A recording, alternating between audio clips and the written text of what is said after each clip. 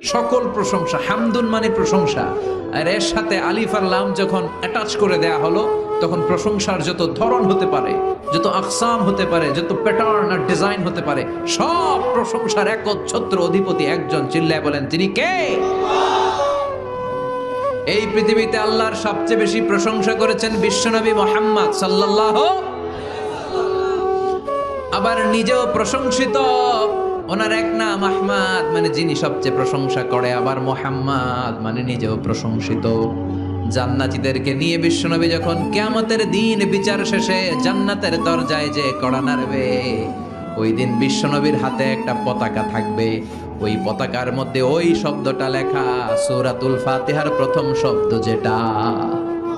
সূরাতুল ফাতিহার প্রথম শব্দ কি?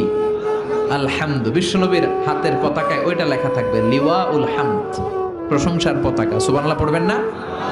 তার মানে আমরা এই সিদ্ধান্তে উপনীত হলাম যে সব সময় প্রশংসা করতে হবে একজনের। তিনি কে?